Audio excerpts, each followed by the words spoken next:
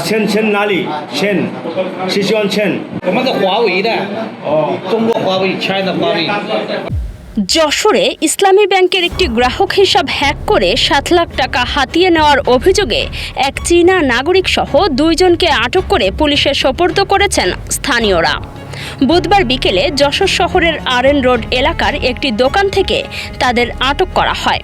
আটকরা হলেন চীনা নাগরিক চাওশিং এবং যশোর শহরের শঙ্করপুর এলাকার ইব্রাহিম। তারা বর্তমানে কোতোয়ালি থানা পুলিশের হেফাজতে রয়েছেন। মিঠু হার্ডওয়্যার স্টোরের মালিক মিঠু মজুমদারের দাবি, যশোর আইটি পার্কে কর্মরত পরিচয় দিয়ে ইমরান সহ কয়েকজন ব্যক্তি দীর্ঘদিন ধরে তার দোকান থেকে মালামাল কিনতেন। তার ভাষ্য অনুযায়ী গত সোমবার চীনা নাগরিক সহ কয়েকজন তার দোকান থেকে 46,000 টাকার পণ্য কেনেন। এরপর মোবাইল ব্যাংকিং অ্যাপের মাধ্যমে তার ব্যাংক হিসাবে 7 লাখ টাকা পাঠানো হয়। মিঠু মজুমদার জানান, পণ্যের দাম বাদ দিয়ে বাকি টাকার বিপরীতে একটি ব্যাংক চেক চান ওই ব্যক্তিরা। নিজের হিসাবে টাকা জমা হওয়ার বিষয়টি নিশ্চিত হওয়ার পর তিনি তাদের চেক দেন। পরে ওই চেক ব্যবহার করে ব্যাংক থেকে টাকা উত্তোলন করা হয় বলে অভিযোগ তার। কিছু সময় পর ইসলামী ব্যাংক কর্তৃপক্ষ তাকে ব্যাংকে ডেকে পাঠায়।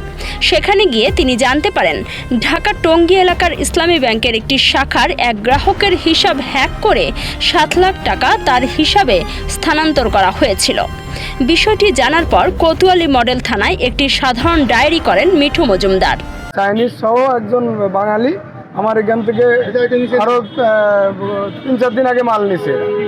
এই হার্ডওয়ারের অ্যাপ্রন এইসব সেফটি আইটেম যেগুলো নেওয়ার পরে ওরা গত পরশু দিন 11টা সাড়ে 11টার দিকে ওই ইমরান নাম করে যে ছেলেটা, এই চাইনিজরা 2 জন একসাথে আসতো।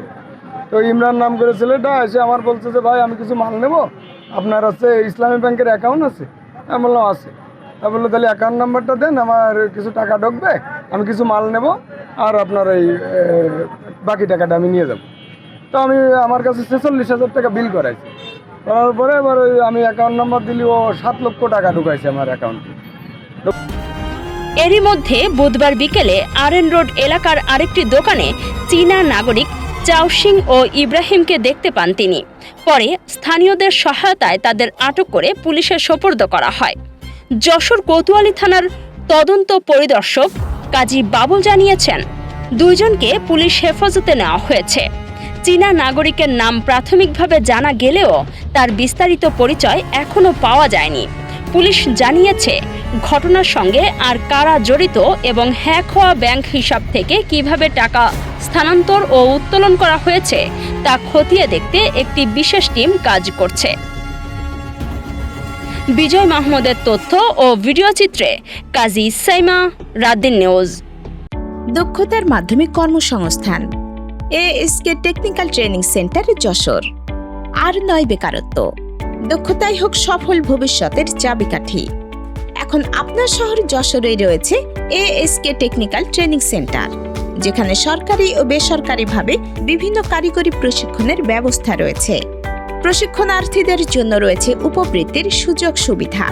এছাড়া দক্ষতা অর্জনের পর বিদেশে কর্মসংস্থানের সুযোগ তৈরি করতেও প্রয়োজনীয় সহায়তা প্রদান করা হয়।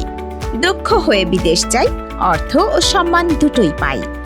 এএসকে টেকনিক্যাল ট্রেনিং সেন্টারে অভিজ্ঞ ও দক্ষ প্রশিক্ষকদের তত্ত্বাবধানে ওয়েল্ডিং সহ বিভিন্ন কারিগরি বিষয়ে হাতে কলমে প্রশিক্ষণ দেওয়া হয়। অত্যাধুনিক মেশিন ও প্রযুক্তির মাধ্যমে অত্যন্ত যত্ন সহকারে বাস্তবভিত্তিক কাজ শেখানো হয়, যাতে প্রশিক্ষণ শেষে একজন প্রশিক্ষণার্থী আত্মবিশ্বাসের সঙ্গে দেশ বিদেশে কর্মসংস্থানের সুযোগ গ্রহণ করতে পারেন।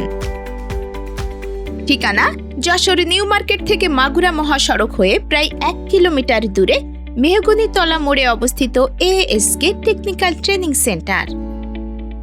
আজই ভর্তি হন, দক্ষতা অর্জন করুন, গড়ে তুলুন উজ্জ্বল ভবিষ্যৎ।